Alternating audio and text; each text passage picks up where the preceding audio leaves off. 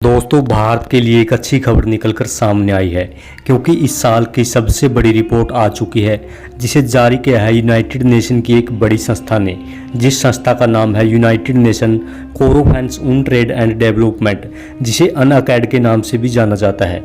इस संस्था का काम है हर साल एफडीआई फ्लो रिपोर्ट जारी करना। मतलब ये संस्था ये बताती है कि किस देश में कितना इन्वेस्टमेंट दूसरे देशों से आया है। उदाहरण के तौर पर भारत में कितना इन्वेस्टमेंट अमेरिका से आया है, कितना यूरोप से आया है और कितना मिडिल ईस्ट देशों से आया है। इन सबको जोड़कर इस तरह से ये सभी देशों की रिपोर्ट तैयार करती है। इसलिए यह सालाना रिपोर्ट काफ़ी महत्वपूर्ण है क्योंकि जिस देश में जितनी ज़्यादा इन्वेस्टमेंट होगी उस देश में उतनी ही नई फैक्ट्रियां खुलती हैं, ज़्यादा से ज़्यादा कंपनियां खुलती हैं, जिससे रोज़गार के साधन भी ज़्यादा बढ़ते हैं। साथ ही साथ लोगों की आय में भी काफ़ी बढ़ोतरी होती है और इसके माध्यम से ये भी पता लगाया जा सकता है कि इस देश की अर्थव्यवस्था आने वाले समय में कहां जाकर रुकेगी। इसलिए एफडीआई पर बहुत सी चीज़ें निर्भर करती है। इसी कहानी से साल की सबसे बड़ी फाइनेंस रिपोर्ट के तौर पर देखा जाता है और इस साल की जो रिपोर्ट निकलकर सामने आई है वो तो भारत के लिए बड़ी खुशी की बात है। अब तो भारत के लिए एक आध नहीं बल्कि तीन खुशखबरियां एक साथ निकलकर सामने आई है। हम इस वीडियो में आपको ये पूरी रिपोर्ट विस्तार से समझाएंगे और ये भी बताएंगे कि ये तीनों खुशखबरियां क्या है। दोस्तों, इस रिपोर्ट में पहली चीज़ ये बताई गई कि इस देश में कितना एफडीआई आया है। अगर बात करें भारत की तो पिछले साल के मुकाबले अब की बार इसमें 10 गुना ज़्यादा बढ़ोतरी हुई है। गत वर्ष 2022 में हमारे देश में लगभग $50 अरब का इन्वेस्टमेंट आया है। ये इतना ज़्यादा है कि पूरे वर्ल्ड में हाईएस्ट 3rd नंबर पर है। इसमें पहले नंबर पर चीन है, दूसरे पर सिंगापुर और तीसरे नंबर पर भारत का नंबर आता है। भारत ने अमेरिका और तमाम यूरोपीय देशों को पछाड़कर ओवरऑल तीसरा स्थान प्राप्त कर लिया है। एफडीआई इन्वेस्ट के मामले में निस्संदेह ये भारत के लिए बहुत ही अच्छी खबर है।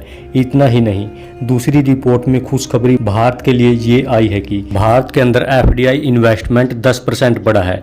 वही जो एफडीआई आउटगोइंग है, यानी हमारे देश से इन्वेस्टमेंट कितना बाहर गया है, उसमें 16% की गिरावट भी देखने को मिली है। यानी हमारे देश से कितना इन्वेस्टमेंट बाहर गया है उसमें 16% की गिरावट आई है।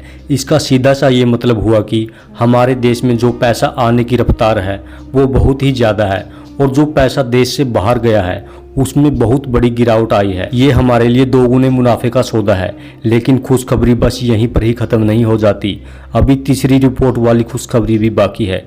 दरअसल इस रिपोर्ट में भारत के लिए सबसे बड़ी खबर जो दी गई है कि पूरी दुनिया में जितने भी देश हैं सभी देशों की जो एफडीआई ग्रोथ है उसमें तेज़ी से गिरावट आई है। विशेषकर बात करें यूरोप और अमेरिका की तो वहाँ पर एफडीआई ग्रोथ में 37% की गिरावट देखी गई है।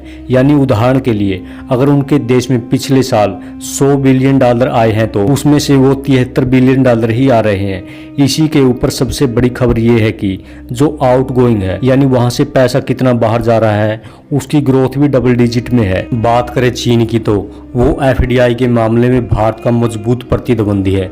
उसका तो इसमें सबसे बड़ा नुकसान हुआ है। पिछले साल जो रिपोर्ट आई थी उसमें चीन के अंदर जो एफडीआई ग्रोथ थी वो डबल डिजिट में बताई गई थी, यानी लगभग 10 के ऊपर 15 से 17 के बीच थी। लेकिन इस साल वो घटकर मात्र 5% ही रह गई है। इसके मुकाबले भारत ने न सिर्फ चीन बल्कि पूरी दुनिया को हराया है। एफडीआई ग्रोथ पूरी दुनिया में सबसे ज्यादा है, तकरीबन 10% की। भारत से आगे इसमें कोई भी देश नहीं है। यानी कि इस रिपोर्ट में देखें तो भारत ने पूरी तरह से सुपड़ा साफ कर दिया है। हर पहलू में भारत ने बेहतर करके दिखाया है। अब आप सोच रहे होंगे कि अमेरिका और यूरोपियन देशों से जो इन्वेस्टमेंट निकल रहा है, एफडीआई की आउटगोइंग हो रही है, वो कहाँ जा रही है। आपको बता दें कि वो 3 देशों में जा रही है, भारत, सिंगापुर और यूएई। भारत, सिंगापुर और यूएई। इसलिए बताया गया है कि जो आने वाले 3 साल है वो भारत के लिए बहुत ही महत्वपूर्ण है। इसके अलावा जो चीन से एफडीआई निकल रहा है, अगर भारत उससे भी अट्रैक्ट करने में कामयाब हो गया तो भारत की तो चांदी ही चांदी है। दोस्तों, इस रिपोर्ट के बारे में आपका क्या कहना है, कमेंट करके ज़रूर बताएं।